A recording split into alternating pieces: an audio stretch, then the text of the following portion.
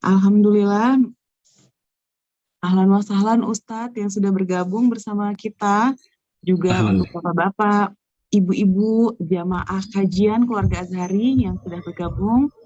Semoga Allah mudahkan belajar kita hari ini, dan juga untuk teman-teman yang mungkin belum bergabung dengan kita, Allah mudahkan juga untuk bergabung, dan yang mungkin sedang sakit, yang berhalangan hadir, semoga Allah mudahkan semua urusannya. Amin ya rabbal alamin. Bismillahirrahmanirrahim. Innal hamdalillah nahmaduhu wa nasta'inuhu wa nastaghfiruhu wa na'udzu billahi min syururi anfusina wa min sayyiati a'malina. May yahdihillahu fala mudhillalah wa may yudhlil fala hadiyalah. Asyhadu an la ilaha illallah wahdahu la syarikalah wa asyhadu anna Muhammadan abduhu wa rasuluh, amma ba'd. Alhamdulillah, syukur kepada Allah Subhanahu wa taala yang telah memberikan banyak sekali nikmat kepada kita hingga pada hari ini bertepatan dengan tanggal 17 Ramadan 1444 Hijriah. Allah masih berikan kita kesempatan untuk bersama-sama duduk di majelis ilmu yang insya Allah penuh barokah ini. Dan semoga sebagaimana Allah kumpulkan kita pada pagi hari ini, seperti ini pula kelak akan Allah kumpulkan kita di surganya nanti. Amin ya rabbal alamin. Salawat dan salam semoga tetap tercurahkan kepada junjungan kita Nabi besar Muhammad SAW beserta seluruh sahabat dan keluarganya, dan semoga kita dan anak cucu keturunan kita termasuk orang-orang yang kelak akan berada di bawah panji-panji beliau di yaumil qiyamah. Amin Allahumma amin. Baiklah, sebelum kita memulai kajian kita pada pagi hari ini, marilah kita bersama-sama mendengarkan lantunan ayat suci Al-Quran dan sari tilawah yang akan dibacakan oleh Mbak Rara dan juga sari tilawah oleh Mbak Ika. Surah yang akan dibaca adalah surah Al-Baqarah 125. Bagi jamaah yang ingin ikut menyimak, silakan membuka mushafnya. Kepada Mbak Rara dan Mbak Ika, saya persilahkan. Assalamualaikum warahmatullahi wabarakatuh. Waalaikumsalam warahmatullahi wabarakatuh. A'udzu billahi minasyaitonir rajim. Bismillahirrahmanirrahim. Wa idh ja'alnal baita masabatan lin-nasi wa amna واتخذوا من مقام إبراهيم مصلى وعهدنا إلى إبراهيم وإسماعيل أن طهرا بيتي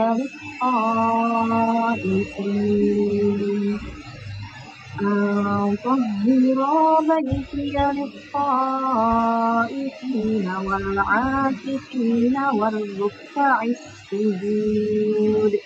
Shadaqallahul azim. Dengan menyebut nama Allah yang Maha Pengasih dan Maha Penyayang. Dan ingatlah ketika kami menjadikan rumah Ka'bah tempat berkumpul dan tempat yang aman bagi manusia. Dan jadikanlah makam Ibrahim itu tempat sholat. Dan telah kami perintahkan kepada Ibrahim dan Ismail, bersihkanlah rumahku untuk orang-orang yang tawaf, orang-orang yang i'tikaf, orang-orang yang rukuk, dan orang yang sujud. Maha benar Allah dengan segala firman-Nya. Wassalamualaikum warahmatullahi wabarakatuh. Waalaikumsalam warahmatullahi wabarakatuh. Jazakumullah khair. Untuk Mbak Rara dan Mbak Ika, semoga baik yang membaca maupun yang mendengar mendapatkan keberkahan dari Allah Subhanahu wa taala. Amin Allahumma amin. Sebelum mulai kajian hari ini, saya infokan kepada jamaah yang ingin memberikan infak terbaiknya untuk kelangsungan kajian. Info mengenai rekening infak akan di-share di kolom chat. Silakan bisa dicek nanti setelah ini. Baiklah, marilah kita sama-sama meluruskan niat belajar kita pada pagi hari ini dengan tema fikih i'tikaf sprint menuju finish.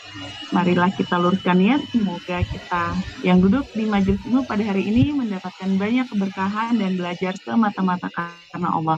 Baiklah, saya berikan waktu dan kesempatan kepada Ustadz. Tafadhol Ustadz.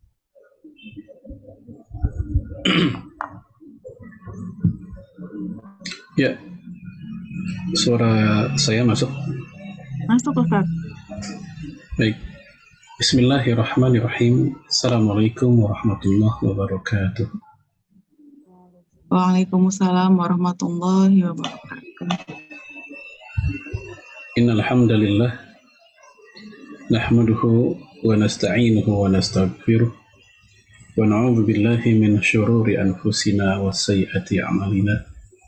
May yahdihillahu fala mudilla lahu wa may yudlil fala hadiya lahu. Asyhadu an la ilaha illallah wahdahu la syarika lah wa asyhadu anna Muhammadan abduhu wa rasuluhu la nabiyya ba'dah. Allahumma salli wa sallim ala nabiyyina Muhammad wa ala alihi wa sahbihi ajma'in.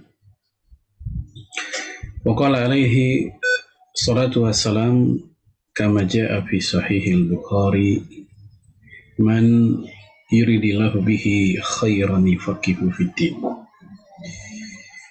Amma ba'd, ya ayatuhal ummahat, a'azanallahu wa iyyakunna jami'an. Alhamdulillah pada pagi hari ini kita ketemu lagi. Ini pertemuan yang ke berapa ya? Mungkin udah ke-8 ya, ke-7 atau ke-8. Kita akan membahas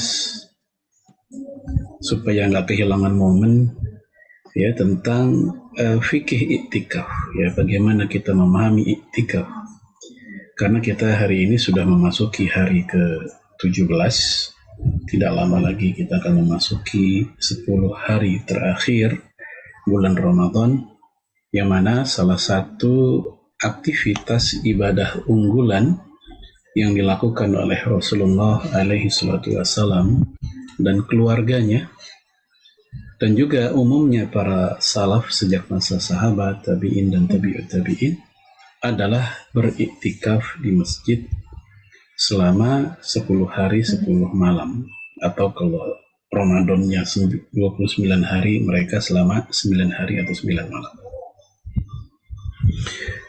Kita lihat dari Aisyah radhiyallahu anha, beliau mengatakan, kana Rasulullah sallallahu alaihi wasallam idza dakhala al-ashru, ya dahulu Rasul begitu memasuki 10 Ramadan terakhir, ay al-ashr al-akhir min Ramadan, syadda mi'zarahu, Rasulullah mengencangkan, memperkuat ikat pinggangnya.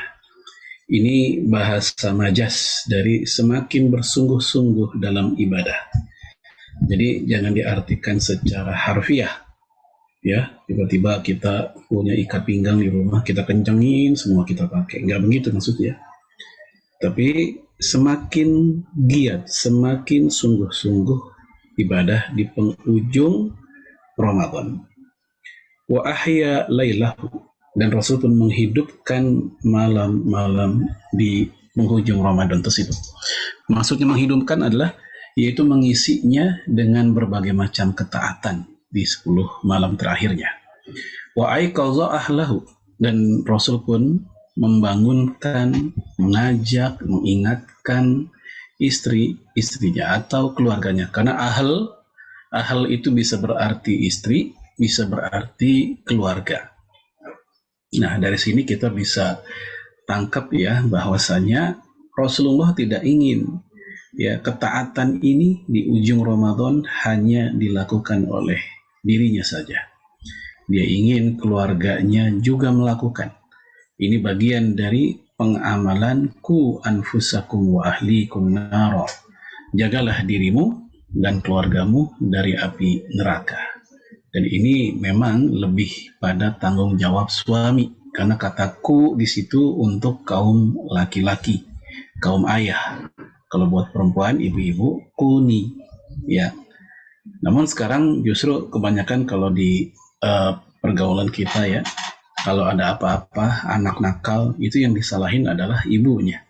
Padahal ayah yang punya peran besar untuk mendidik, membina dan seterusnya terhadap anak dan istrinya. Ali bin Abi Thalib mengatakan, yaitu adibuhum thumma allimuhum, didiklah olehmu anak dan istrimu yaitu dengan adab dan juga ilmu. Lalu Umar bin Khattab mengatakan, ta'addabu thumma ta'allamu, ya, beradablah kamu lalu kemudian berilmulah. Nah ini dari sinilah ya para pendidik zaman modern pun juga mengatakan bahwa pendidikan karakter yang merupakan konversi dari pendidikan adab itu didahulukan dibanding sekedar kemampuan yang sifatnya kognitif, keilmuan, hafal, ya nalar itu juga penting, tetapi adab itu diutamakan. Baik ya, ini bagaimana Rasulullah SAW sprint di ujung-ujung Ramadan, karena ibarat apa istilahnya bulan promo.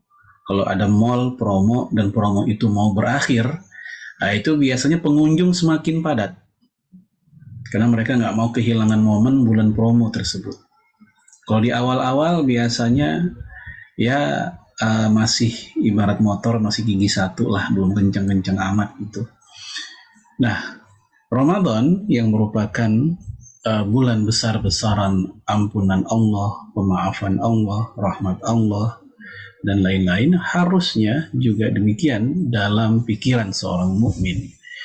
Ya, dia di hari-hari menjelang ujung Ramadan ya semakin kuat. Tapi ternyata dan faktanya justru di malam ke-15, 16, 17 dan seterusnya kita bisa melihat, bahkan mungkin merasakan sendiri, justru hal itu nggak terjadi di negeri kita. Ya, malah masjid yang tadinya ramai menjadi berkurang. Malah ada yang sudah berkurangnya jauh. Ada juga yang masih bertahan, alhamdulillah. Kita bandingkan misalnya dengan orang-orang yang hari ini sedang di Haramain, Mekah dan Madinah. Semakin ujung, semakin banyak mereka dalam rangka mengalap, mencari keberkahan, mencari ya pahala yang berlimpah-limpah di malam tersebut atau di ujung-ujung malam Ramadan. Nah, jemaah sekalian, a'azzanallahu wa iyyakum, maka kita pun harusnya juga seperti itu. Jangan sampai kita justru semakin kendor menjelang finish. Kalau orang lari maraton, biasanya itu ketika awal lari itu pelan, karena untuk menyimpan tenaga. Menjelang finish justru mereka akan sprint, ya supaya ya mendapatkan jam atau waktu lebih baik dari lawan-lawannya. Namun saat yang bersamaan kita lihat, orang kalau lari maraton, itu awal lari 1000-an pesertanya, misal. Tapi menjelang finish, nggak lagi 1000-an. Terpencar-pencar. Bahkan mungkin nggak semua kuat sampai finish. Mungkin sudah ada yang diskualifikasi, sudah ada yang istirahat. Nah ternyata Ramadan itu juga seperti itu. Ada yang sebelum finish mereka sudah terjatuh, sudah gugur. Ada juga yang menjelang finish mereka semakin kuat larinya. Nah, semoga kita termasuk yang menjelang finish ini semakin kuat. Baik, kita lihat definisi dari iktikaf. Secara bahasa, al-mulazim, yang artinya mengikuti, mengiringi, membiasakan, dan menetap. Ya, menetapi. Yuqalu akafa ala syai' idza lazimahu. Ya, dikatakan akafa ala syai' itu artinya dia menetap di atas sesuatu, di tempat, di suatu tempat. Artinya ya dia selalu bersamanya. Apa kalau bahasa kita itu ya selalu mengiringi. Ya orang kampung bilang ngintilin dulu lah begitu. Nah, orang yang iktikaf di sesuatu ya dia seperti itu. Sayyid Sabiq mengatakan al-i'tikaf luzumu syai' wa habsun nafsi alaih khairan kana am syarran. I'tikaf adalah menetapi sesuatu dan dia menahan diri di situ ya dalam hal yang baik atau yang buruk. Ya, ketika ada orang yang konsen di masjid, dia menetap di situ, maka dia i'tikaf dalam kebaikan. Nah, ketika ada orang yang konsen di majelis judi berjam-jam, maka dia lagi itikaf tapi pada keburukan. Ada sekelompok ibu-ibu hadir di sebuah majelis pergunjingan, gibah lama banget di situ. Kita ikut dengerin, duduk. Memang kita nggak ikut gibahnya, nggak ikut ngomongin, tapi kita jadi pendengarnya. Ya, selama setengah jam, 1 jam. Maka secara bahasa kita pun lagi itikaf itu. Tapi itikaf yang syarron, yang buruk. Oleh karena itu, ketika Ali bin Abi Thalib melihat ada orang lagi main catur, oleh Ali bin Abi Thalib itu diistilahkan sedang iktikaf di depan berhala. Ya, kata beliau sambil mengutip ayat, "Ma hadhihi tamasilul lati antum laha akifun." Berhala apa ini yang kalian sedang iktikaf di hadapannya? Jadi oleh Ali bin Abi Thalib, orang main catur dianggap seperti sedang iktikaf di depan berhala. Karena kan orang main catur kan begitu kan, anteng, diem, konsentrasi banget begitu, diliatin banget gitu ya. Nah ini secara bahasa sama seperti orang lagi itikaf. Dan cukup unik ya, ada orang bisa konsen sebegitu lama main catur, tapi begitu sholat konsentrasinya hanya ketika takbiratul ihram doang. Begitu sedekap banyak pikiran, mikirin si imam yang bacaannya kepanjangan. Apalagi kalau imamnya baca Alif Lam Mim Dzalikal Kitabul La Raiba Fihi, ya Allah, Al-Baqarah. Udah tuh. Ya, makmum udah pada gelisah. Tapi main catur kelamaan nggak ada gelisah-gelisahnya. Ya. Atau nongkrong kelamaan bersama teman-teman nggak ada gelisah bahwa dia akan meninggalkan sholat. Tidak. Jadi kondisinya ya banyak di antara manusia yang mengalami seperti itu. Baik, sekarang definisi secara syariat. Kalau tadi kan definisi secara bahasa. Ya, yaitu seperti yang dikatakan oleh Imam Asy-Syaukani dalam kitab Fathul Qadir, mulazamatun ta'atun makhsusatun ala syarti makhsus, yaitu menetap atau ya diam dalam rangka ketaatan secara khusus dengan syarat khusus pula. Nanti kita bahas syarat-syaratnya. Jadi tujuannya ketaatan, caranya pun juga spesifik. Kemudian Syekh Sabiq mengatakan wal maksud bihi huna, yang dimaksud dengan i'tikaf di sini adalah luzumul masjid, diem di masjid, menetap di masjid. Wal iqamatu fihi, dan mukim di dalamnya. Ya, iqamah ini mukim, baik mukim untuk sholat atau tilawah atau apa.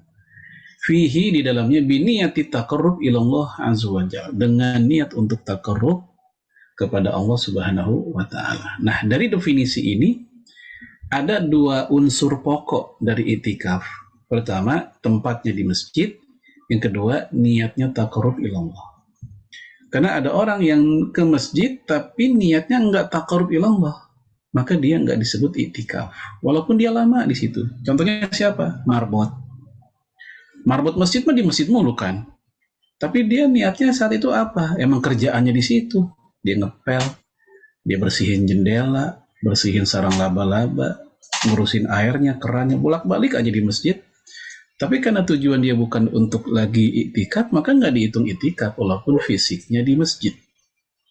Atau kebalikannya, ada orang yang niatnya taqarrub ilallah, niatnya pengen ibadah, ketaatan, tapi badannya lagi diangkot, badannya lagi di atas kendaraan atau di rumah, maka dia nggak disebut i'tikaf di masjid, atau nggak sah disebut secara fikih sebagai mu'takifun, orang-orang yang sedang i'tikaf. Yang lebih tepat ya dia sedang beribadah aja tapi di rumah begitu. Nah, ini 2 unsur pokok yang ada di dalam i'tikaf. Kemudian dalil-dalil i'tikaf. Pertama, dalam Al-Qur'an, wala tubashiruhunna wa antum aakifuna fil masajid. Dan janganlah kalian mencampuri mereka, maksudnya istri, sedangkan kalian sedang iktikaf di masjid. Nah, ayat ini menunjukkan informasi keberadaan iktikaf atau syariat iktikaf. Adapun dalam sunnah, dari Aisyah radhiyallahu anha, anna Nabiya sallallahu alaihi wasallam kana, dahulu Rasulullah ya'takiful ashrul awakhir, beriktikaf di 10 hari terakhir min Ramadan, di bulan Ramadan, hatta tawaffahullah, sampai Allah wafatkan dia. Nah, ini menunjukkan budaya iktikaf oleh Rasulullah itu nggak pernah ditinggalkan sedikit pun semenjak iktikaf disyariatkan sampai Rasul wafat. Jadi terus-terusan dia iktikaf. Bahkan di tahun terakhir Rasulullah hidup di dunia, tahun beliau diwafatkan, beliau iktikafnya bukan 10 hari tapi sampai 20 hari. Ya, nanti kita lihat keterangannya.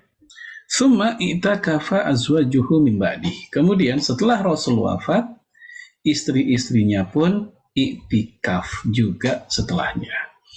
Nah, ini menunjukkan kaum wanita i'tikaf pun juga sunnah. Jadi kesunahan i'tikaf itu bukan hanya untuk kaum bapak-bapak, kaum laki-laki, wanita, ibu-ibu, yang gadis dan dewasa pun silahkan untuk i'tikaf. Namun nanti terikat oleh syarat. Ya, apa syaratnya nanti kita bahas. Ijma. Dan ijma merupakan salah satu dasar. Dan ini sudah kita bahas dulu pertemuan pertama 7 bulan lalu. Waqad ajma'al ulama ala annahu masyru'un. Ya, para ulama telah ijma bahwa i'tikaf itu disyariatkan. Faqad kana Nabi alaihi salatu wassalam ya'takifu fi kulli Ramadan 10 ayyam.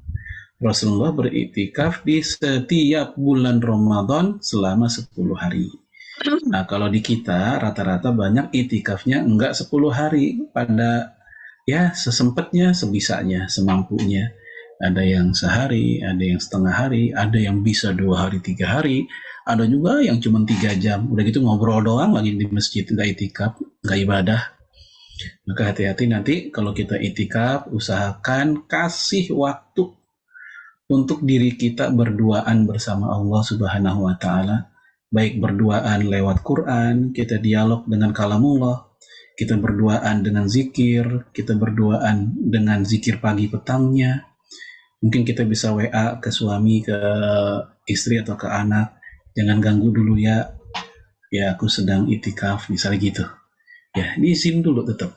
Ya, nah ini jamaah sekalian, azamullahiyakum, ini merupakan upaya kita supaya kita ngecas jiwa dan hati kita setelah kita ya berurusan dengan urusan sehari-hari di rumah tangga, urusan domestik rumah tangga, urusan kantor buat bapak-bapaknya dan seterusnya yang bisa mengotorkan, mengkeruhkan hati dan pikiran.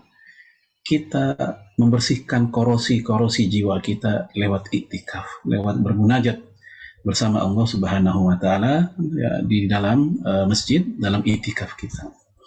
Kemudian falamma kana al-am. Nah, ketika di tahun alladzi qubida fih, tahun di mana Rasul diwafatkan, i'takafa 20 yauman, Rasulullah beritikaf sampai 20 hari. Ya, terus terang seumur-umur saya iktikaf bisa 10 hari 10 malam itu hanya sekali, yaitu waktu kuliah ya. Sebelum ya belum punya anak, belum punya istri, jadi nggak banyak beban saat itu gitu ya. Begitu udah ada anak, ada istri, lain lagi lah ceritanya. Ya hanya bisa beberapa hari, lama-lama berkurang gitu. Nah, apakah itu itikafnya tetap sah? Tetap sah. Kaidah fikihnya berbunyi ma la yudraku kulluh la yutraku kulluh. Jika yang ideal nggak bisa kita jalanin semua, maka seadanya aja jangan ditinggalkan. Jadi seadanya, semampunya yang bisa kita raihlah, jangan ditinggalkan. Baik, ini 3 dalil ya kehujahan eksistensi i'tikaf. Kemudian hukumnya. Hukumnya sunnah, ya tidak wajib. Kecuali i'tikaf karena nazar. Ya sebelumnya dia nazar dulu pengen i'tikaf, maka itu menjadi wajib. Bukan hanya i'tikaf, apapun kalau dinazarin jadi wajib. Waqad waqa'al ijma' ala annahu laisa biwajib. Ya, telah terjadi ijma' bahwa i'tikaf bukan kewajiban. Tak satu pun para pakar hukum Islam mengatakan i'tikaf itu wajib. Wa ala annahu la yakun illa fi masjid, dan mereka juga ijma' bahwa i'tikaf itu tidak sah kecuali di masjid. Ya. Namun nanti kita lihat untuk ibu-ibu ada pandangan lain, sudut pandang yang lain dari mazhab Hanafi, bahwa bagi mereka, buat wanita lebih utama i'tikafnya di musola rumahnya. Kalau di rumah kita punya space, ruangan atau tempat yang biasa kita pakai buat sholat, maka disitulah tempat iktikafnya kaum wanita dalam mazhab Hanafi. Tapi mayoritas mengatakan sama kayak kaum laki-laki, yaitu di masjid. Ya. Nah, ini untuk macam-macam iktikaf. Ya, al-iktikaf yang qasimu ila masnun wa ila wajib. Iktikaf itu terbagi menjadi sunnah dan wajib. Fal masnun ma tatawwa bihi al-muslim taqarruban ila Allah. Yang sunnah adalah yaitu aktivitas iktikaf yang didasari oleh rela hati seorang muslim, tatawu itu sukarela atau rela hati. Ya, dalam rangka taqarrub ila Allah, maka itu sunnah. Ya, kemudian wa talaban li thawabihi, dan juga dalam rangka mencari pahala. Wa iktida bir rasul salawatullah wa salamuhu alaihi, dan juga dalam rangka ngikutin sunnah rasul, maka ini sunnah. Wa ta'akkadu dzalik fil ashril awakhir min Ramadan lima taqaddam, dan ini yang sunnah ini itu ditekankan lagi kita lakukan di 10 hari terakhir Ramadan. Wal i'tikaf al-wajib, adapun i'tikaf yang wajib, ma'aujabahul mar'u ala nafsih, yaitu seseorang yang memang mewajibkan untuk dirinya sendiri. Lewat apa? Imma bin nadhril mutlak, ya baik lewat nazar yang mutlak. Misal contoh ayyakul, orang yang berkata lillahi ala an a'takifa kadza. Yes, saya ingin i'tikaf karena Allah sekian hari. Itu namanya nazar mutlak. Nazar enggak nyebutin jika aku sembuh maka aku akan i'tikaf. Itu namanya nazar muqayyad. Ya, atau nazar mu'allaq. Kalau nazar mutlak itu nazar yang enggak disebabkan oleh target-target tertentu. Sekadar ingin rencana kebaikan saja, itu nazar mutlak. Ini sunnah. Saya ingin sholat di Masjid Istiqlal. Saya ingin sholat 2 hari 2 malam. Sholat sholat malam sekian hari misalnya, itu namanya nazar mutlak. Tapi kalau pakai embel-embel dulu, jika anak saya lulus maka saya, itu namanya nazar ya mu'allaq, kadang disebut nazar muqayyad.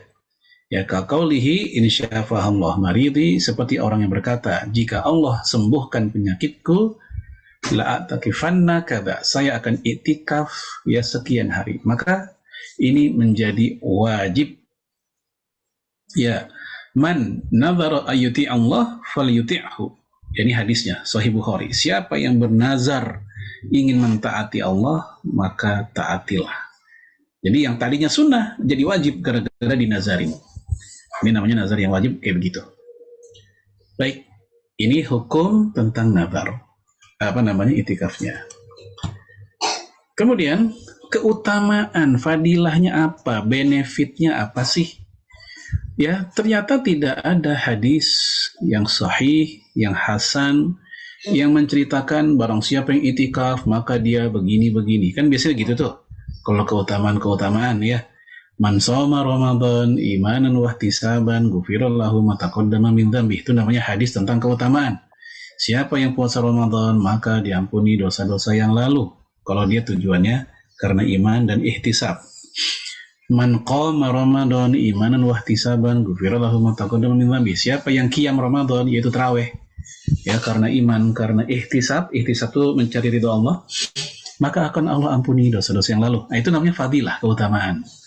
Tapi untuk iktikaf tidak ada hadis yang menceritakan apa keutamaannya, gimana pahalanya. Maka lihat yang bawah, qala Abu Dawud berkata, qultu li Ahmad rahimahullah, aku bertanya kepada Imam Ahmad bin Hanbal, ya, ta'rifi fadl i'tikaf syai'an, kamu tahu nggak? Ya, Anda tahu nggak hadis tentang i'tikaf, keutamaan hadis tentang i'tikaf? Kata Imam Ahmad, la, tidak. Illa syai'an dhaifan. Ada sih, tapi yang dhaif, yang lemah. Nah, pertanyaan kita akan muncul, lah kalau gitu i'tikaf apa keutamaannya? Rasulullah tidak cerita, cukup dari perbuatannya saja.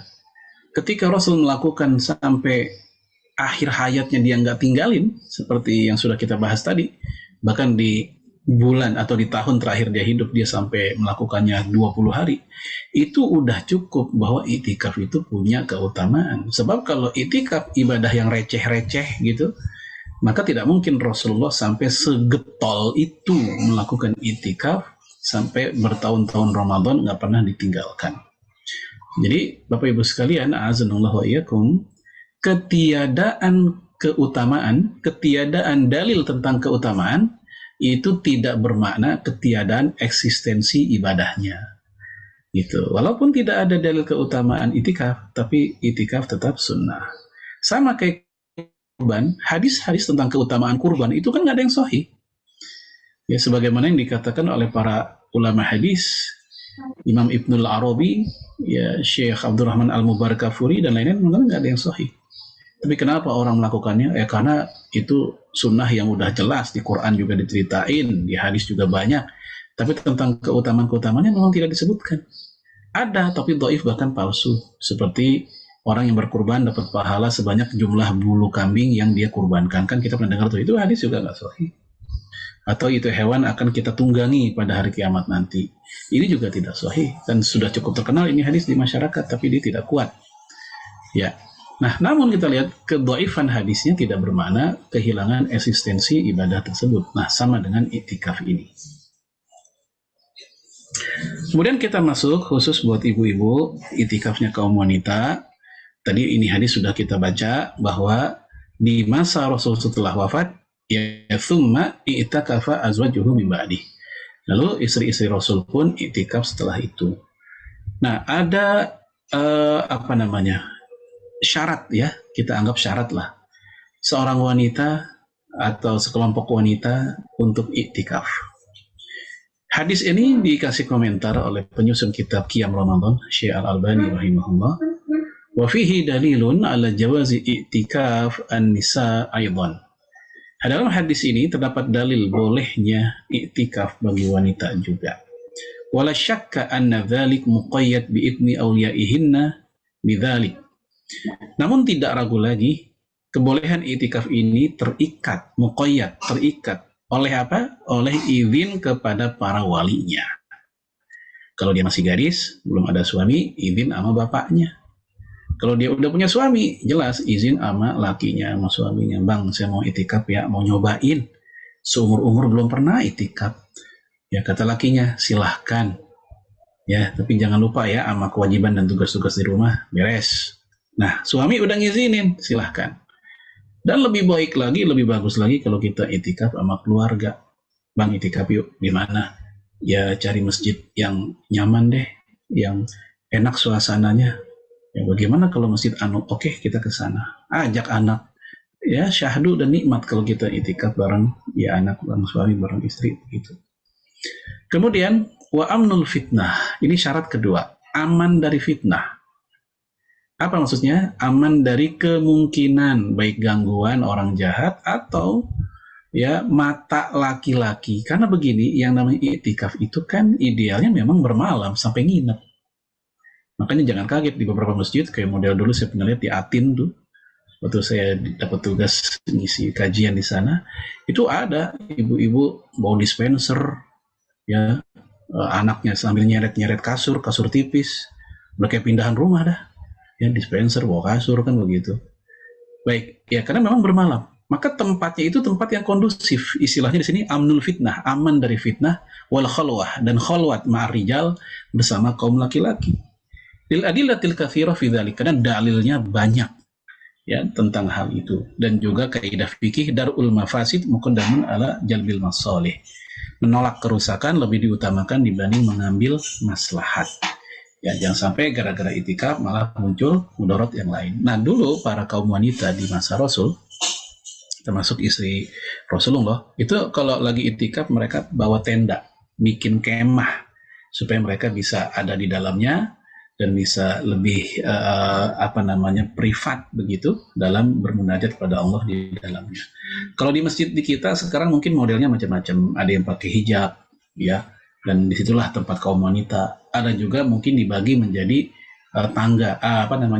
tingkat atas, tingkat bawah, buat bapak-bapak di bawah, buat ibu-ibu di atas. Lalu pagar tangga itu mungkin ditutup pakai hijab, biar ibu lebih safe, ya, ibu-ibu lebih aman di atas. Nah, untuk masjid yang tidak safe, tidak aman untuk i'tikaf, tidak kondusif, maka emang lebih baik tidak usah. ya kita cari yang mungkin lebih nyaman untuk iktikaf. Baik, ini untuk iktikafnya kaum wanita. Kemudian kita masuk pada syarat-syarat iktikaf. Wishtaratu fil mu'takif ayyakuna musliman. Ini jelas. Syarat bagi orang yang beriktikaf adalah hendaknya dia seorang muslim. Non-muslim nggak sah. Kenapa? Seluruh aktivitas ya peribadatan Islam itu khitabnya arah perintahnya hanya kepada seorang muslim. Non-muslim dia belum beriman kepada Allah, belum beriman kepada Rasul, belum beriman kepada Quran dan lain-lain, maka memang bukan buat mereka. Dan ditambah lagi seorang muslim masuk ke masjid itu ranah debatable para ulama. Ya, para ulama umumnya membolehkan, tetapi dengan syarat harus izin dengan pemimpin. Ya, kalau sekarang mungkin pemimpin itu kita coba konversi ya kayak ketua DKM lah. Kalau pemimpin diartikan presiden atau gubernur kan terlalu jauh prosedurnya. Sekedar mau masuk ke musola, nanya dulu ke presiden kan kejauhan. Ya paling nggak pemimpin adalah ketua DKM, ngizinin nggak nih? Dan non-muslim mau masuk ke masjid, ya ada perlu sesuatu misalnya. Ya kalau nggak diizinin, tidak. Ya dahulu Rasul mengizinkan Bani Najron, Nasrani Bani Najron masuk ke masjid. Nah itu menjadi dalil kata Imam Ibnu Qayyim bolehnya non-muslim masuk ke masjid, namun dengan syarat atas izin ya waliul amr, pemimpin muslim. Syarat kedua, mumayyizan.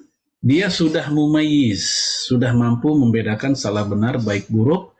Nah, ini mumayyiz secara umur berapa? Mayoritas ulama mengatakan usia mumayyiz itu usia 7 tahun. Lebih. 7 tahun dan lebih. Nah, buat mereka ya sudah masuk syarat iktikaf. Kemudian bagaimana dengan bocah umur 2, 3, 5, 6 gitu? Ya kalau konteksnya untuk mendidik, untuk membiasakan agar mereka cinta masjid, silahkan. Yang penting diurus, yang penting diatur dan dikendalikan dikala mereka yang membuat gaduh di dalam masjid. Ya kenapa sih umur 7 tahun jadi patokan? Dalil dari mana? Yaitu dari pertama hadis dari Amr bin Salamah, hadis Bukhari. Ya Amr bin Salamah pernah menjadi imam sholat bersama orang dewasa saat itu usia beliau masih 7 tahun. Ya, kemudian juga Rasul mengatakan marru auladakum bisolah, perintahkanlah anak-anak kalian untuk sholat di usia berapa? Di usia 7 tahun. Nah dari situlah usia 7 tahun diambil patokan oleh mayoritas ulama sebagai usia istilahnya mumayyiz. Ya. Yang ketiga, tohiran minal janabah wal haid wan nifas, suci dari junub, haid dan nifas, sehingga orang yang lagi junub dia tidak boleh iktikaf, baik laki-laki maupun perempuan, baik junub karena faktor hubungan atau junub karena faktor ihtilam, mimpi basah. Haid dan nifas juga termasuk ya yang tidak masuk syarat keabsahan, kebolehan untuk iktikaf. Sehingga fala yahsihu min kafir, tidak sah dari orang kafir. Ya, wala sobi, kemudian anak kecil, ghairi mumayyiz, yang belum mumayyiz tadi. Wala junub, orang yang junub tidak sah. Wala haid, orang haid tidak sah. Wala nufasa, orang-orang yang lagi nifas juga tidak sah. Nah ini syaratnya. Baik. Sekarang kita masuk pada rukun-rukun iktikaf, arkanahu. Ya arkanuhu hakikatul iktikaf al-mukthu fil masjid biniyati taqarrub ila Allah taala. Hakikat beriktikaf adalah al-mukthu, ya berdiam di masjid dengan niat taqarrub ila Allah. Ingat tadi waktu kita bicara definisi pun juga seperti ini, unsur yang paling pokok di masjid dan niat taqarrub ila Allah, niat untuk ibadah. Falau lam yaqa al-mukthu fil masjid aw lam tuhadits niyat at-ta'ah la yanaqid al-i'tikaf. Kalau seandainya dia tidak berdiam di masjid atau ya tidak ya berniat ya aw lam tahdus ya atau tidak terjadi niat untuk melakukan ketaatan, maka dia nggak dihitung lagi i'tikaf. Ya, baik salah satunya atau dua-duanya nggak ada, maka nggak dihitung sebagai iktikaf. Jadi kalau kita ringkas, Rukun i'tikaf ada 2, niat untuk ibadah dan tempatnya di masjid. Kemudian kita masuk pada bagaimana i'tikaf di luar bulan Ramadan. Sebagian ahli fikih mengatakan i'tikaf hanya sah di bulan Ramadan. Karena isu yang paling sering ketika kita ngomongin i'tikaf ya biasanya emang di bulan Ramadan. Nah, bagaimana di luar bulan Ramadan? Ternyata dalam kitab Sahih Bukhari, beliau menyusun sebuah bab berjudul Bab Al-I'tikaf fi Syawal. I'tikaf di bulan Syawal. Maka dari sini ya ada dalil bahwa i'tikaf tetap sah dilakukan tanpa puasa dan sah pula di luar Ramadan. Jika ditambah puasa, maka itu lebih baik, lebih afdal. Nah, dalil tambahannya di sini, yaitu ketika Umar bin Khattab berkata, "Ya Rasulullah, inni nazartu fil jahiliyah an a'takifa lailatan fil masjidil haram." Ya, faqal aufi binadrik. Wahai Rasul, saya bernazar pada masa jahiliyah. Nazarnya adalah i'tikaf di malam hari di Masjidil Haram. Nah, Rasul mengatakan penuhi nazarmu. Banyak pelajaran dari ucapan ini. Pertama, yang namanya nazar itu mesti diucapkan. Nazar nggak cukup di hati.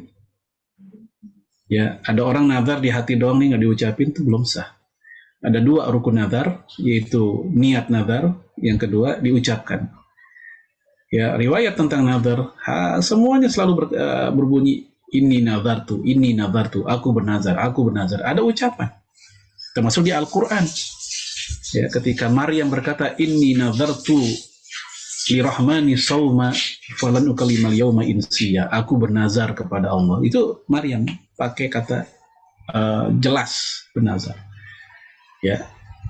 Pelajaran kedua tentang Umar bin Khattabnya, kita lihat walaupun di masa jahiliyah, dan kita tahu kan Umar kan di masa jahiliyah kan jagoan dia kan, jagoannya anak muda gitu. Kalau bahasa sekarang mungkin ya kayak preman gitu kan. Tetapi di zaman itu di masa jahiliyah. Tapi ternyata sejahiliyah-jahiliyahnya Umar bin Khattab, nazarnya keren, i'tikaf. Coba preman aja nazarnya i'tikaf. Coba kalau preman di Indonesia, di Jakarta kan nazarnya aneh-aneh. Wah, pokoknya nih, gua nazar. Kalau apa nih misalnya, anak gua lulus ke SD, SMP negeri, atau apalah istilahnya, gue pengen mabok 2 hari 2 malam. Nah itu kalau preman gitu tuh nazarnya tuh, ya pengen mabok 2 hari 2 malam. Nah, Umar bin Khattab nazarnya i'tikaf di Masjidil Haram. Lalu kata Rasulullah, ya alfi bin nadrik, penuhi nazarmu. Ini menunjukkan memenuhi nazar itu wajib. Kalau udah terucap, udah wujud nazar itu, maka wajib, bukan hanya sunnah. Dan ini juga menunjukkan i'tikaf itu nggak kudu puasa. Kenapa? Karena lailah di malam hari. Umar bin Khattab untuk i'tikaf di malam hari. Sementara malam itu kan nggak ada puasa. Sehingga ini menjadi dasar buat mereka bahwa tidak harus di bulan puasa atau sedang puasa. Walaupun kalau pakai puasa itu lebih baik. Nah itu. Namun saya sudah sebutkan terjadi perbedaan pendapat. Ya, lihat yang bawah ini. Ya, bahwasanya ada sebagian ulama ya, yang mengatakan i'tikaf itu nggak sah kalau tanpa puasa. Ya, di kalangan sahabat seperti Aisyah, Ibnu Umar, Ibnu Abbas, ya Sa'id bin Al-Musayyib, menantunya Abu Hurairah, Urwah bin Zubair, Az-Zuhri, Al-Auza'i, Malik, dan Abu Hanifah. Sementara Ali bin Abi Thalib, Ibnu Mas'ud, Hasan al-Basri, Imam Syafi'i mengatakan bahwa yang namanya i'tikaf tidak harus pakai puasa. Ya. Fafi amara Rasulullah alaihi salatu fafi amri Rasulullah alaihi salatu wasalam lahu bil wafa'i bin nadri dalilun ala anna shauma laisa syaratan fi sihatil i'tikaf.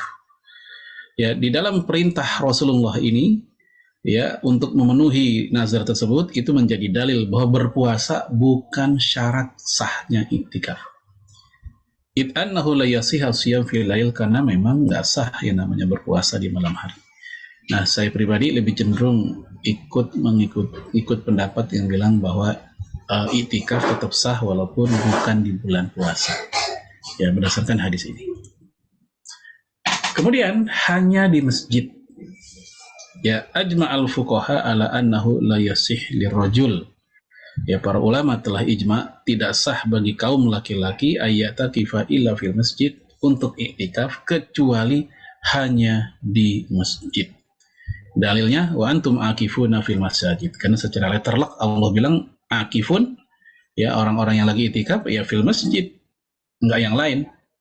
Lianna Nabiya sallallahu alaihi wasallam lam ya'takif illa fi masjid, dan di dalam sejarah pun Rasul iktikafnya juga di masjid.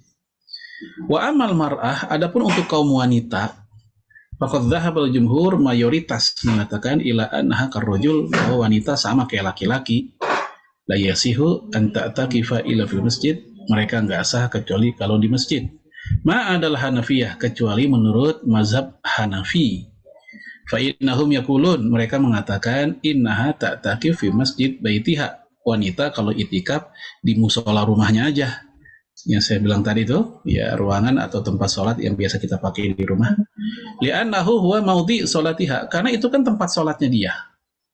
Artinya gini, kalau wanita sholat aja lebih dianjurin di rumah, padahal sholat hanya 10 menit lah, potensi fitnahnya lebih sedikit dibanding itikaf yang bisa berjam-jam berhari-hari. Maka logikanya, jika yang lebih sebentar saja, yaitu sholat, dan potensi fitnahnya lebih sedikit, dianjurkan di rumah, nggak di masjid, maka itikaf lebih layak lagi untuk dianjurkan di rumah, bukan di masjid. Itu logika yang dibangun oleh mazhab Hanafi. Namun mayoritas ulama tetap mengatakan di masjid, karena memang contoh Rasul di masjid, selama tidak ada pembedaan-pembedaan itu ya tetap sama berarti. Selama tidak ada dalil dari Nabi pembedaan laki dan perempuan, maka kita anggap sama. Dan di Al-Quran pun juga disebut bahwa pasangannya itikaf ya di masjid. Kemudian masjid yang gimana? Masjid-masjid yang seperti apa yang bisa dipakai untuk itikaf? Nah, di sini sudah saya ringkas dari kitab Fathul Bari, ya ada 5 pendapat ulama tentang masjid yang boleh dipakai untuk iktikaf. Ya, yang pertama yang mengatakan sahnya iktikaf hanya di masjid yang di dalamnya dilakukan sholat yang 5 dan sholat Jumat. Istilahnya masjid jami. Masjid jami adalah masjid yang dipakai buat sholat 5 waktu dan sholat Jumat. Ya, ini pendapat Abu Hanifah, Ahmad, Abu Thawr, dan Malik. Dengan kata lain, pendapat ini melarang itikaf di langgar, surau, ya musola lah istilah lainnya gitu. Pendapat kedua, itikaf itu sah dilakukan di semua masjid, termasuk masjid yang enggak dipakai buat sholat Jumat. Istilah lainnya masjid ghairu jami, yaitu surau, musola itu juga sah. Ini pendapat Imam Syafi'i, Imam Daud, dan ini pendapat mayoritas ulama. Nah, oleh karena itu, sahnya iktikaf di masjid non-jami yang hanya dipakai buat sholat 5 waktu, seperti di musola-musola kita, itu pun juga menunjukkan keringanan buat sebagian orang yang bisa jadi masjidnya jauh, tapi dia lebih dekat dengan musolanya.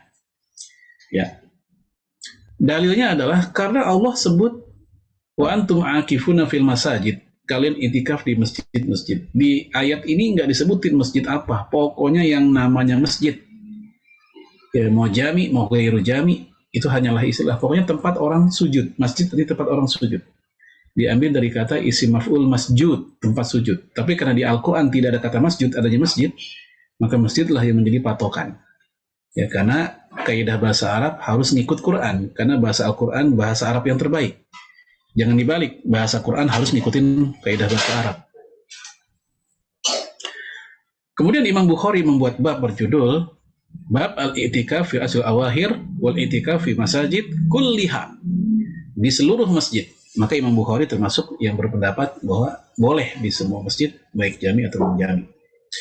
Yang ketiga, pendapat yang mengatakan i'tikaf hanya sah di 3 masjid doang. Masjidil Haram, Masjid Nabawi, dan Masjid Al-Aqsa.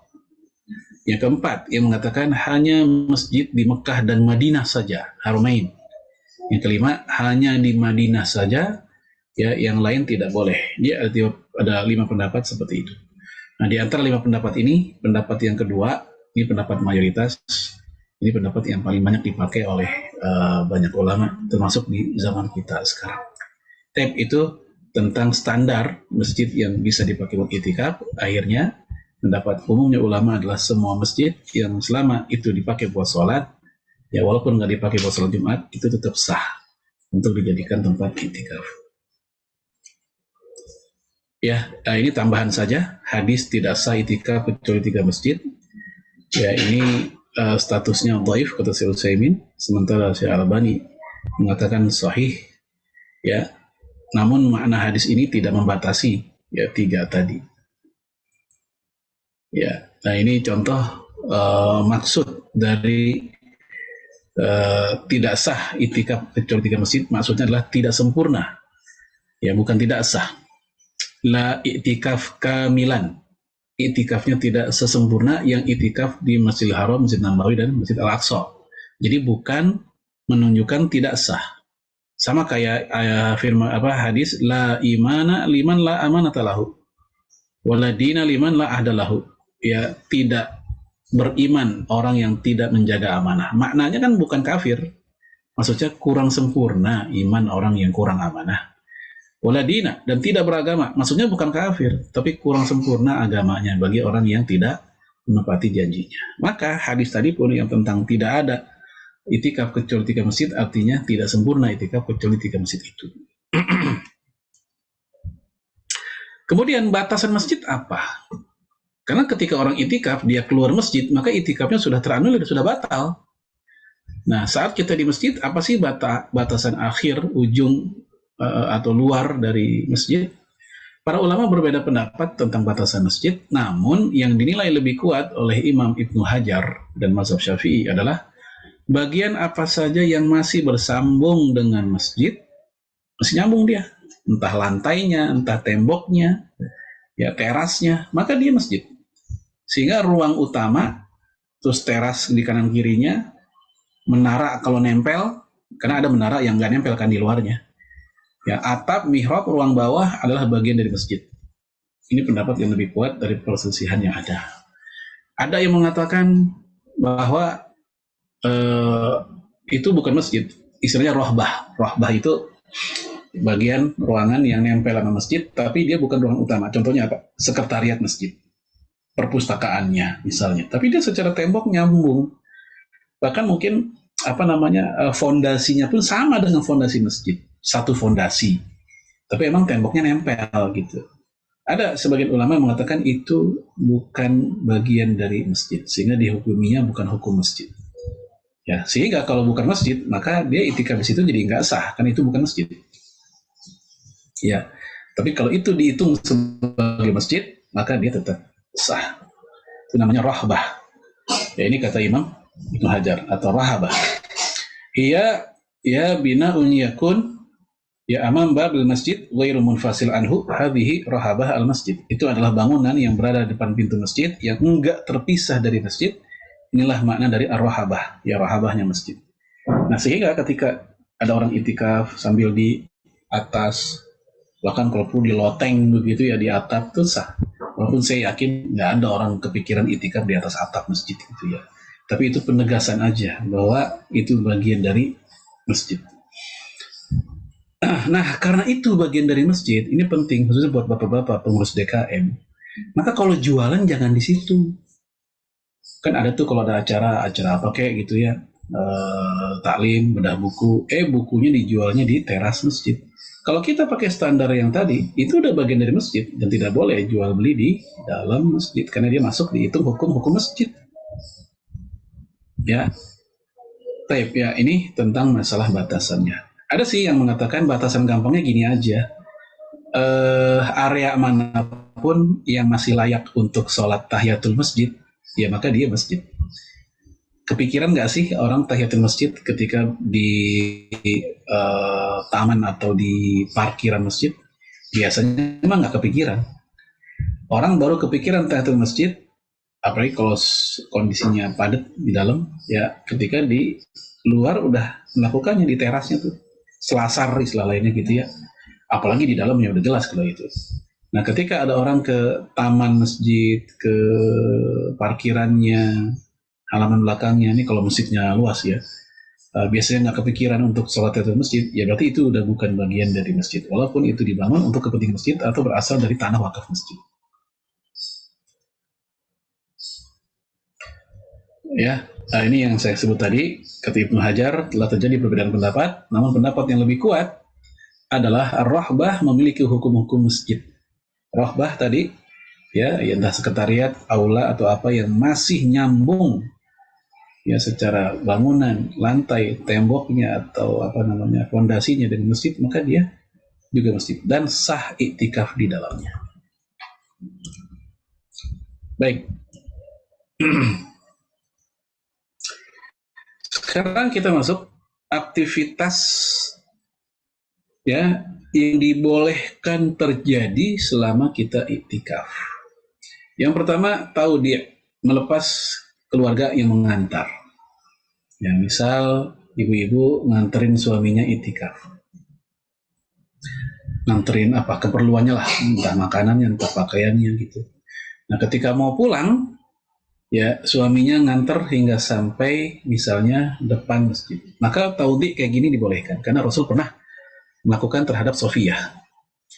Tapi pengantarannya hanya sampai di situ saja. Ya, jangan sampai rumah, itu bukannya nganter, memang pulang. Ya, itikaf di Masjid Atin, rumah di Lebak Bulus, dekat sekolah. Ya, Al-Azhar misalnya. Lalu sama suaminya dianterin. Itu bukan lagi keluar masjid, itu memang nganterin pulang, dia udah pulang. Jadi sekedar nganterin depan aja. Yang kedua, menyisir dan mencukur rambut sebagaimana yang Aisyah lakukan terhadap Nabi di saat Nabi sedang iktikaf. Keluar untuk memenuhi hajat manusiawi, kalau ini jelas. Ya. Yang keempat, makan dan minum dan tidur ketika iktikaf di masjid. Karena memang tempatnya di situ, ya otomatis kita makan minum di situ. Yang penting rapi-rapi aja, jangan sampai ya bikin kotor.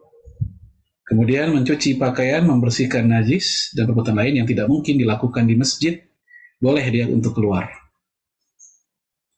Ya. Kemudian para ulama berselisih pendapat tentang kebolehan menjenguk orang sakit. Lagi iktikaf, WA masuk, ya teman kita sakit, tetangga kita sakit, saudara kita sakit. Ya, atau ada yang meninggal, antar jenazah. Nah, apakah ini batal iktikafnya atau tidak ketika dia keluar? Ya, sebagian mengatakan batal karena udah keluar dari masjid. Sebagian mengatakan boleh karena itu hakikatnya perpindahan dari satu ibadah ke ibadah yang lain. Karena itu juga bagian dari ibadah. Tapi bagaimana perilaku Rasul dan para sahabat? Ya khususnya para sahabat. Para sahabat itu ketika lagi musim iktikaf, walaupun ada orang yang sedang sakit atau meninggal, mereka sampai-sampai tetap iktikaf. Kecuali memang nggak ada yang ngurus, maka mereka akan keluar. Kalau ada yang mengcover dari yang lain, entah keluarganya, entah para remaja, maka mereka tetap untuk beriktikaf. Baik, ini tentang hal-hal yang dibolehkan. Pembatal-pembatalnya. Yang pertama, sengaja keluar masjid tanpa ada keperluan walau sebentar. Ya, apalagi lama, main futsal. Ya, saya ingat tahun berapa tuh, 99 atau tahun 2000. Nah, 2000 mungkin. Lagi iktikaf, totonya diinformasikan mau ada aksi di Monas memprotes pembantaian kaum muslimin di Ambon tahun 99-2000. Mungkin sebagian ibu-ibu ada yang ingat kita ngumpul di Monas saat itu sambil menggunakan ikat kepala ya 2.120 Al-Baqarah 120 ya saat lagi musim itikaf saat itu lagi 10 hari terakhir dan kita keluar ya setelah baca koran tentang pembantaian di daerah saya lupa apakah di daerah Tual salah satu daerah di Maluku kalau nggak salah itu yang sampai wafat sampai ribuan. Nah itu kita aksi. Nah lagi itikaf. Nah kalau kayak gini udah batal itikafnya. Tapi bagaimana untuk ini? Yaudah balik lagi dan kita memperbaharui niat untuk itikaf lagi. Pas balik lagi. Ya kemudian yang kedua yang juga batal murtad. Kok ini jelas? Ini mah bukan hanya batal itikaf, batal semuanya ini. Ya batal amal solehnya, terhapus amal solehnya ini juga termasuk udah. Ya walaupun bagi saya ini agak unik. Kok itikaf malah murtad? Orang kan itikaf semakin soleh, ini malah murtad. Ya, tetapi ada di dalam rentetan pembatal itikaf itu ditulis oleh para ahli fikih. Yang ketiga hilang akal. Ya, lagi itikaf pikunnya kambuh. Kakek-kakek itikaf, pikunnya kambuh. Nggak bisa bedain pagi, siang, sore, nggak bisa bedain jam buka, jam sahur. Nah ini batal. Atau junun, gila, ini juga batal. Ya, kemudian mabuk, jelas. Lalu jima hubungan suami istri, ini juga jelas batal. Nah, kemudian kita mau tahu aktivitas apa yang mesti kita jaga banget ketika itikaf. Hendaknya para mu'takifin memanfaatkan waktu itikaf untuk aktivitas ketaatan, baik baca Quran, zikir. Buat yang punya target tilawah, pengen hatam, itu momen yang sangat bagus itu, karena kita lagi sedang meluang waktu berduaan dengan Allah, dengan kalamullahnya di masjid. Ya udah, kejar target itikaf, target hatam saat itikaf. Kemudian berzikir dengan doa-doa yang ma'thur, mau pagi, mau petang, atau setiap waktu silakan. Muhasabah, salat sunnah mutlak, boleh saja diselingi dengan kajian ilmu, karena kajian ilmu juga bagian dari zikir. Jangan sering-sering. Ya, karena ada masjid yang ngadain kajian di itikaf itu sampai sehari bisa 5 kali. Kajian subuh ada, kajian duha ada, kajian ba'da zuhur ada, kajian menjelang buka ada, itu udah 4. Ceramah tarawih ada, kemudian ceramah lagi nanti habis tarawih, kajian malamnya 6 sehari. Ya, dikali 10 hari, 60. Coba berapa SKS itu? Nah, yang kayak begini khawatir merubah hakikat i'tikaf yang tadinya harusnya totalitas kita bermunajat bersama Allah atau kepada Allah. Kita malah jadi kayak pesantren kilat. Ya, sebagian ulama ada yang memakruhkan terlalu banyak i'tikaf itu dengan kajian seperti dalam mazhab Hanafi. Kemudian berbincang dengan tema yang membawa manfaat nggak apa-apa.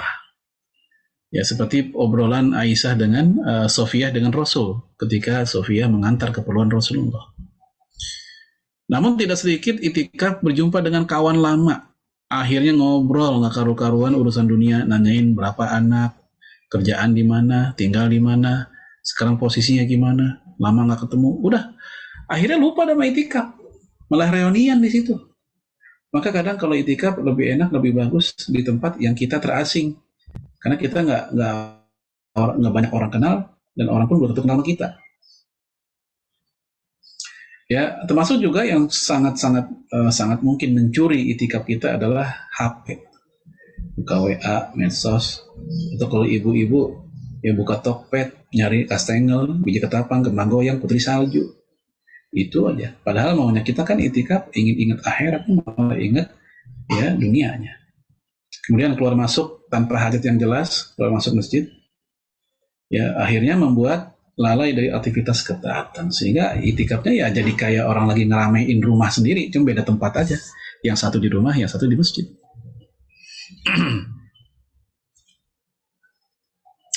Ya, kita lanjut.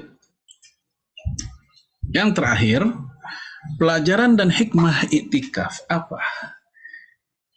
Yang bisa kita petik, pertama, menegaskan kembali posisi dan peran masjid sebagai sentral pembinaan umat. Ya, hari ini banyak masjid yang hanya dipakai buat sholat 5 waktu saja. Selesai sholat, masjid lampunya dimatiin, tutup. Nggak ada kegiatan. Ada kegiatan ketika sholat jenazah. Ya, berbeda dengan masa Rasulullah SAW, ya masjid dipakai untuk ya penginapan buat para sahabat Nabi yang nggak punya rumah. Ahlus Suffah diizinin tidur di emperan. Ya, sehingga masjid ini ramah lingkungan dan ramah masyarakat. Ya. Datang seorang wanita mu'alafah baru masuk Islam, diusir sama keluarganya, nggak ada rumah dia. Maka Rasul pun berkata kepada istrinya Ummu Salamah untuk tolong bikinin itu perempuan tenda di masjid. Dibikinin dah ya tenda atau kemah di masjid buat si perempuan itu, dan tidur di masjid tuh perempuan. Ya, makanya Imam Muslim ada bab khusus tentang bermalamnya wanita di masjid. Ya. Kemudian juga di masa Rasul masjid dipakai untuk latihan perang. Ya, cuman perang alat zaman dulu kan masih ya pedang, tombak. Kalau sekarang alat tempurnya pakai mortir, pakai bom ya kagak bisa. Ya. Di masjid pun Rasulullah pernah mendamaikan sengketa para sahabat. Para sahabat pernah ada yang sengketa urusan pribadi mereka. didamaikannya di masjid. Di masjid pula Rasulullah mendidik sahabat, dan di masjid pula Rasulullah meminta atau menyunahkan untuk melakukan akad nikah di masjid. Ya. Kemudian juga di masjid pula ya Rasulullah alaihi salatu wasallam menerima tamu negara. Tadi saya sebut tentang Nasrani Bani Najran. Ya, dia datang ke Madinah dan dia pun oleh Nabi diterima di masjid. Dan masjid zaman itu kan belum ada sekretariat zaman Nabi. Ya, belum ada sekretariat, aula, apalagi buat main pingpong, ya belum ada. Ya, masih satu ruangan masjid aja. Dan diterima di masjid. Baik, yang kedua, sesibuk apapun seorang muslim, hendaknya dia menyediakan waktu untuk mendekatkan diri kepada Allah secara fokus dan totalitas. Kita ada waktu tuh berduaan sama suami, sama istri. Ada waktu berduaan ngobrol sama anak-anak. Ada waktu berduaan sama kerjaan, sama laptop, sama kerjaan masing-masing. Ada waktu dengan kantor. Masa nggak ada waktu untuk berduaan dengan kitabullah? Ya. Kemudian yang ketiga, hidup di dunia hanya persinggahan untuk menuju keabadian akhirat. Setelah kesibukan yang bertubi-tubi di luar sana, kita singgah dulu. Ya, kita ingat-ingat dulu bahwa hakikat kehidupan kita itu di dunia itu hanyalah pengembara aja. Pengembara mampir ngasok di sebuah tempat untuk kemudian lanjut lagi ke perjalanan yang lebih panjang, yaitu alam barzah dan juga alam akhirat. Baik, ini tentang fikih itikaf. Barangkali ada hal-hal yang belum terbahas yang bisa kita ramaikan lagi dengan diskusi. Saya kembalikan ke Bu Soraya. Hadanallah wa yakum ajma'in. Assalamualaikum warahmatullahi wabarakatuh. Waalaikumsalam warahmatullahi wabarakatuh. Masya Allah, jazakallah khair Ustaz atas penyampaiannya. Ada beberapa hal yang saya catat di sini. Di antaranya yang paling penting dari yang kita harus ketahui tentang itikaf yaitu harus disertai dengan niat, karena sekalipun kita berdiam di lokasi tanpa disertai niat untuk taqarrub ilallah, maka belum terhitung itikaf. Dan yang kedua harus di masjid ya. Baik, saya buka sesi tanya jawab bagi jamaah yang ingin bertanya secara langsung atau ingin menuliskan pada chat. Dibuka untuk dua penanya dulu, silakan.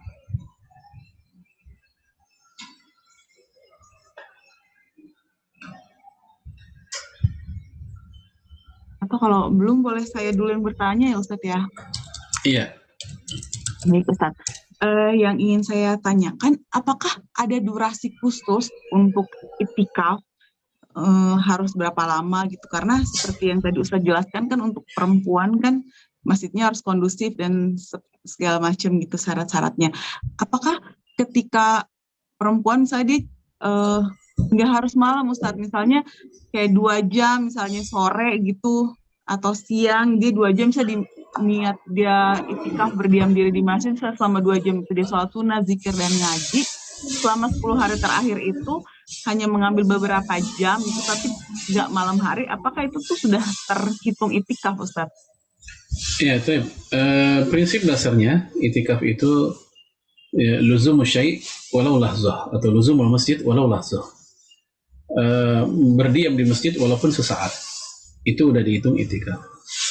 Jadi ada ideal, ada sekedar mubah. Idealnya yang tadi kita bahas 10 hari, 10 malam itu ideal.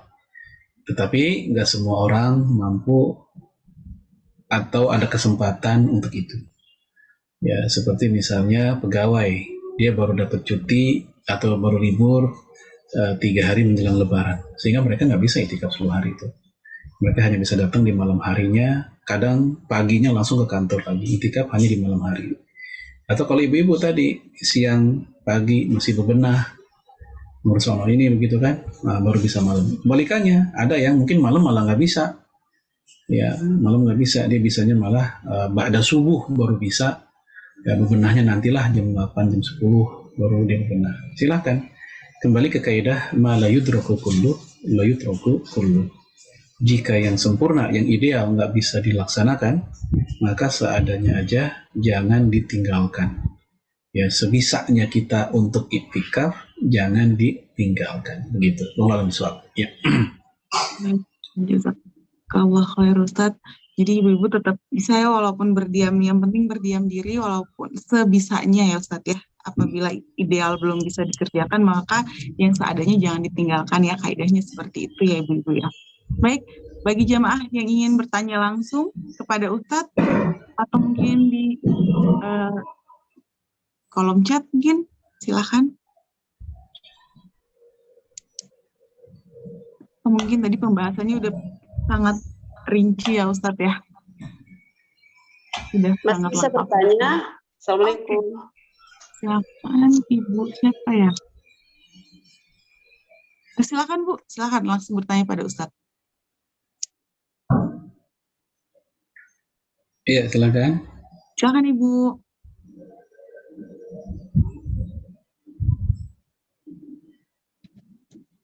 Ibu, silakan yang ingin bertanya langsung. Kalau belum, Waalaikumsalam.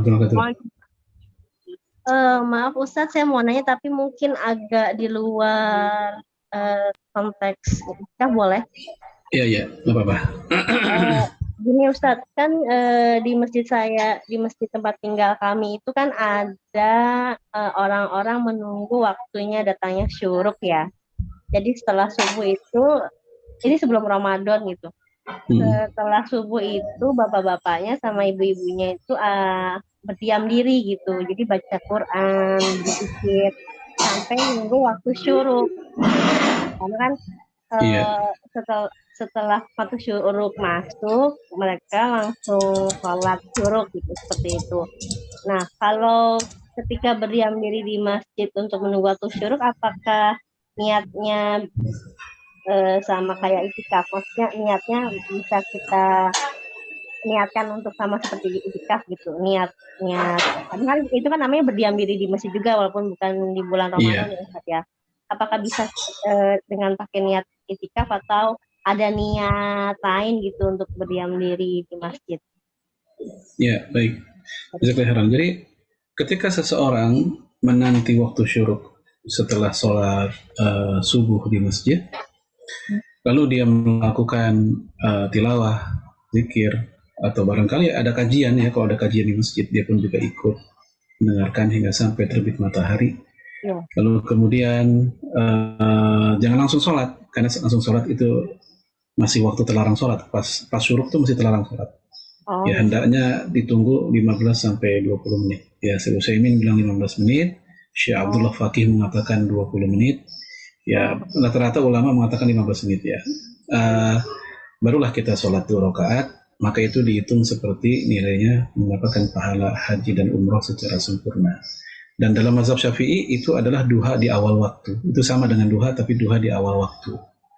Nah, otomatis yang dia lakukan itu udah itikaf. Karena itikaf itu kan 2 syaratnya di masjid dan niat taqarrub ilallah. Karena yang kita lakukan di situ kan niatnya nggak ada lain. Kita di situ nggak mungkin target dunia apa mau biar nggak ya. Kita targetnya emang pengen dapat pahala, itu udah dapat itikaf. Walaupun kita tak menamakan itikaf, itu hanyalah nama. Yang penting secara substansi sudah sedang di masjid dan niat untuk taqarrub ilallah, maka itu dia sedang itikaf. Gitu. Itu kalau niat itu misalkan kita niat itikaf nih untuk yang menunggu waktu syuruk itu pada saat kita masuk masjid melaksanakan sholat subuh itu atau pas pada setelah selesai sholat subuh Ustaz? Ya, niatnya untuk melakukan rangkaian itu semua itu memang sebagusnya sejak sudah sholat subuh. Karena syarat seseorang mendapatkan pahala seperti haji dan umroh itu kalau dia mengawali sejak sholat subuh berjamaah. Ya, misal ada orang nggak ikut sholat subuh berjamaah, dia sholatnya sendiri di rumah. Ya, kemudian dia ke masjid ngikut yang lain yang sedang zikir di masjid atau lagi ta'lim atau apa. Ini dia nggak dapat. Kenapa? Karena syarat yang pertama itu sholat berjamaah di masjid itu dia nggak dapat. Ya, karena hadisnya berbunyi begitu. Man shalla fil ghadah, siapa yang sholat di waktu subuh, ya ma'a jamaah bersama jamaah, Ya, thumma qa'ada. Kemudian setelah sholat dia duduk, wa yadhkurullah. Habis duduk dia pun berzikir kepada Allah hatta tatlu asyam, sampai terbitnya matahari. Jadi berzikir tuh sampai terbitnya matahari. Thumma, kemudian, nah itu pakai kemudian, berarti ada waktu. Kalau pakai fa langsung, tapi Rasul pakai thumma. Kalau pakai thumma tuh ada jeda. Ya, thumma sholat rakaatain, lalu dia pun sholat 2 rakaat, sholat isyraq nama sholatnya, kalau syuruk itu nama waktunya. Oh, ya. Maka dia kana lahu mislu ajrin, maka dia mendapatkan semisal pahala ya haji wa umrah tamah. Haji dan umrah secara sempurna dan sempurna. Jadi rangkaiannya kayak gitu. Sholat berjamaah, duduk, zikir, ya sampai terbit matahari, kemudian ditunggu dulu, jangan langsung, nunggu pun kita isi juga dengan zikir juga, baru kita sholat 2 rakaat, maka itu sama seperti nilainya haji dan umrah. Begitu. Tolong jawab. Ustaz, kalau misalkan dia, kalau untuk yang perempuan kan tidak wajib berjamaah di masjid ya. Misalkan saya sholat jamaah subuh di rumah gitu ya, berjamaah sama anak-anak. Terus jika ke masjid gitu untuk mendapatkan pahala syuruk gitu ya, itu boleh nggak Ustaz? Jadi setelah sholat jamaah di rumah, apa harus di masjid gitu ininya, berjamaahnya itu apa harus di masjid? Enggak, kalau untuk wanita enggak disyaratkan di masjid.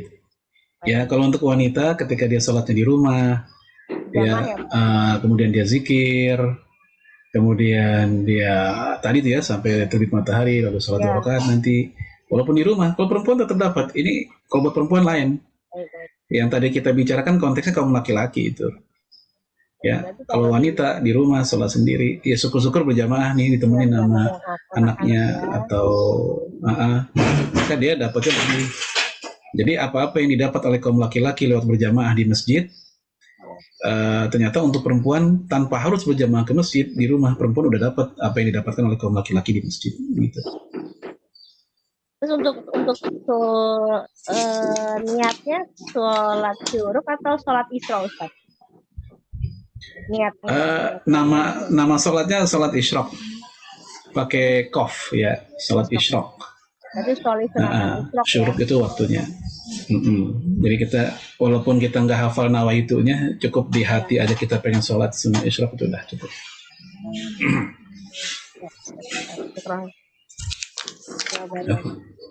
Baik. Masih bisa bertanya? Ibu, saya bacakan yang di kolom chat dulu ya, karena ini udah ada beberapa pertanyaan yang udah masuk duluan di kolom chat ya Ustadz ya. Iya. Iya. Ini dari Mbak Tuti. Apabila saat itikaf ada kegiatan lain yang tidak berhubungan dengan itikaf, saat kembali ke masjid, apakah harus mengulang niat lagi? Tadi sudah dibahas Ustadz ya, memperbaharui niat ya Ustadz ya? Iya. Untuk masuk lagi. Kalau kita balik lagi setelah aktivitas, misalnya ibu-ibu lagi itikaf nih, dapat WA dari kantor, dari sekolahan, tempat kerja, tempat ngajar, harus ada rapat, ya udah kita keluar karena ada kewajiban. Ya, karena ketika sunnah berbenturan dengan kewajiban kita, kewajiban lebih diutamakan memang. Nah, kita keluar dulu beberapa waktu, beberapa jam, nah kita mau balik lagi ke masjid untuk itikaf, perbaharui niat, terjadi dunia. Niat lagi di hati pengen itikaf, gitu. Baik, ya. Niat lagi. Kemudian ada lagi nih Ustadz, Pak. Assalamualaikum Ustadz, mohon izin bertanya, kriteria keluar masjid itu apa? Jika keluar ke tempat parkir di halaman masjid, bolehkah? Ya, kalau ada udzur, seperti Rasulullah nganterin keluar Sofiyah tadi ke rumahnya, kan rumah Rasul dengan Masjid Nabawi kan deket banget ya. Tapi tetap rumah dihitung rumah, udah bukan masjid gitu. Nah, kalau ada hajat syar'i boleh. Ya, ibu-ibu keluar dari masjid ya untuk ada hajat syar'i, itu ada anak di depan lagi ngasih sesuatu, anak kita misalnya, kita keluar dulu, nggak apa-apa gitu. Tapi kalau keluarnya nggak ada hajat, ya keluar masjid, ya dia jemur baju di situ. Misalnya ya itu udah batal tuh itikafnya, kan dia udah dihitung keluar dari masjid. Nah, parkiran tadi udah kita bahas ya, batasan akhir dari masjid adalah ya menurut yang kuat dari dua pendapat yang tadi sudah kita bahas, ar-rohbah itu. Jadi semua bagian yang masih nyambung ya teras dan dindingnya dengan masjid, maka dia bagian dari masjid. Nah, ketika udah nggak ada lagi seperti udah taman, trotoar, parkiran, maka dengan definisi tadi dia udah nggak dihitung sebagai masjid. Ya, sehingga ketika kita ke situ, maka dia sudah tidak tidak sah itikafnya, sudah batal. Nah, kalau dia pengen baru niat, ya begitu dia balik, dia di hati ya ini lagi niat lagi untuk itikaf. Kecuali tadi ya, kalau ada uzur syar'i dia keluar nggak apa-apa. Ya. Ya, ini yang terakhir yang ada di kolom chat, Ustadz. Sholat qiyamul lail saat itikaf apakah sebagai pengganti sholat tarawih, dan berapa lama kita melek supaya afdol itikafnya, berapa lama kita membaca Al-Quran? Ya, untuk qiyamul lail ini perlu saya sampaikan, istilah qiyamul lail itu lebih luas dibanding istilah tahajud. Semua aktivitas ketaatan di malam hari sejak Isya sampai sebelum subuh itu namanya qiyamul lail. Di Indonesia sayangnya istilah qiyamul lail menyempit menjadi tahajud doang. Padahal ketika orang tilawah, salawat, baca buku keislaman, dia zikir, dia sedekah di malam hari, semuanya tuh itu semua qiyamul lail, termasuk tahajud. Tahajud adalah bagian dari qiyamul lail gitu. Nah, apakah sholat malam yang kita lakukan jam 2, jam 3 pas lagi itikaf tuh, itu juga tarawih? Itu tarawih itu ya qiyam Ramadan istilahnya ya. Tarawih itu istilah yang baru ada di zaman Imam Bukhari.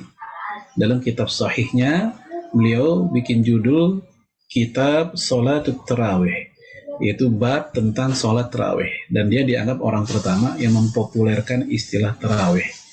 Adapun di masa Rasul dan di masa sahabat tabi'in dan 4 mazhab itu istilahnya dengan istilah qiyam Ramadan. Nah, qiyam Ramadan artinya sholat malam di bulan Ramadan, baik di awal waktu yang kita sekarang istilah dengan tarawih, maupun di tengah waktu atau akhir waktu, akhir malam atau tengah malam, itu semua sama-sama qiyam Ramadan.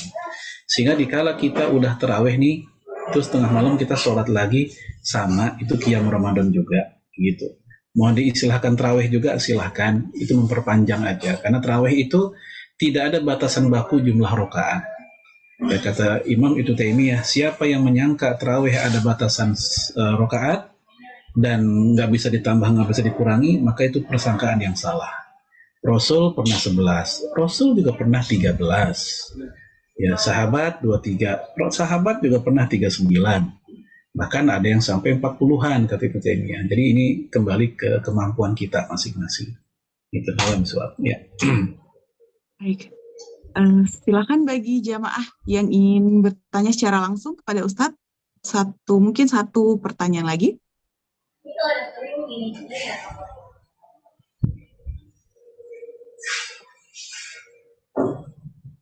Dipersilahkan.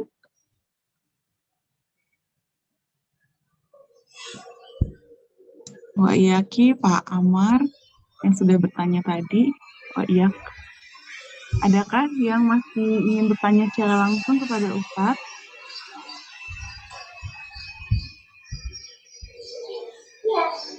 Oh, kan tadi Ustadz yang Pak Amar tadi bertanya tentang berapa lama sih harusnya kita melek itu sepertinya.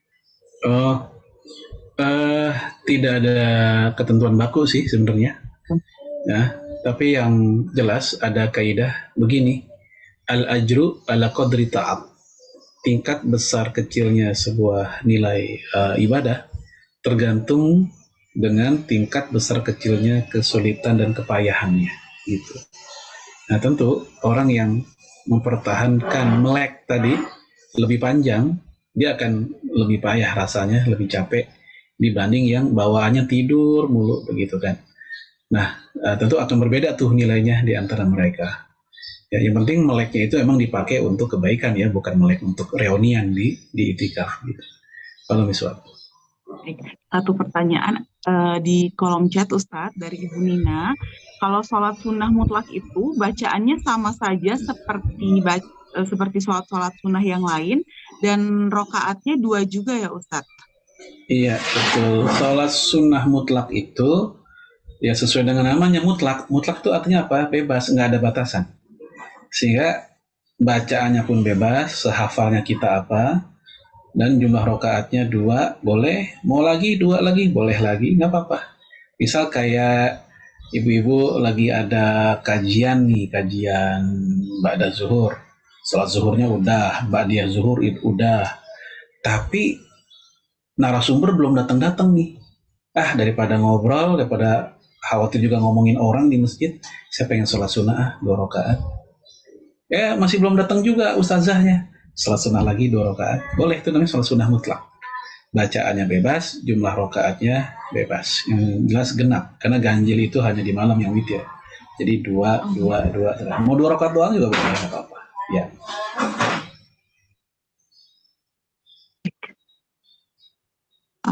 Apakah masih ada yang bertanya?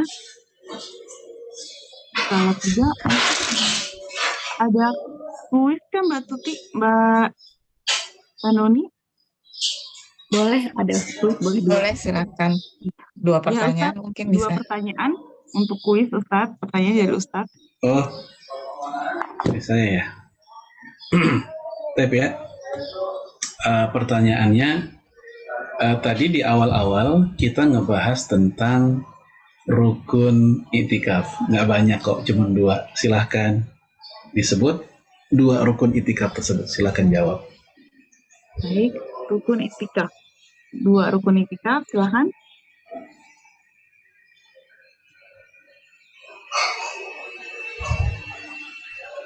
Silakan ditulis di kolom chat 2 rukun itikaf.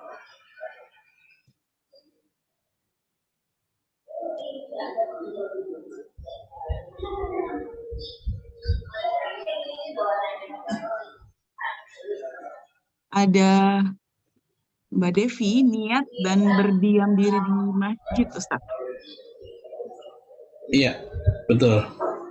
Niat untuk ibadah dan di masjid. Iya. Ada Mbak Eka, tapi maaf Mbak Eka keduluan Mbak Devi ya Mbak Eka ya. Tadi cepet ketiknya. Baik, nanti 1 pertanyaan lagi Ustaz, 1 pertanyaan lagi. Pertanyaan kedua. Ya. Tadi saya juga sebut beberapa hal yang bikin batal kan. Ada banyak tadi itu. Sebutin 2 saja. Baik, 2 hal yang membatalkan itikaf. Silakan Mbak Eka, murtad dan gila. Iya, betul. Baik, Masya Allah. Barakallah, selamat untuk Mbak Devi dan Mbak Eka. Silahkan menghubungi nomor yang ada di kolom chat ya, untuk hadiahnya. Menghubungi Mbak Tuti ya. Baik. Alhamdulillah, dengan berakhirnya kuis pada siang hari ini, maka berakhirlah rangkaian kajian kita. Saya ucapkan jazakallah khair untuk Ustadz atas ilmunya. Semoga Allah mudahkan kita semua untuk lebih semangat memanfaatkan sebaik-baiknya sisa waktu kita di bulan Ramadan, agar kita termasuk golongan orang-orang yang mendapatkan ampunan dari Allah Subhanahu wa Ta'ala. Baik Ustadz, mohon dipimpin doa untuk mengakhiri kajian kita. Baik, Ibu sekalian, mari kita istighfar dulu. Astagfirullahaladzim. Astagfirullahaladzim min kulli dhanbin wa natubu ilaih. Hamdan syakirin, hamdan na'imin, hamdan yuafi ni'amahu yakafi'u mazidah. Ya Rabbana lakal hamdu kama yanbaghi li jalali wajhikal karim wa zimma sultanik. Allahumma salli wa sallim ala nabiyyina Muhammad wa ala alihi wa sahbihi ajma'in. Allahumma taqabbal minna salatana wa qiyamana wa siyamana wa jami'a ibadatina ya mujibas sa'ilin.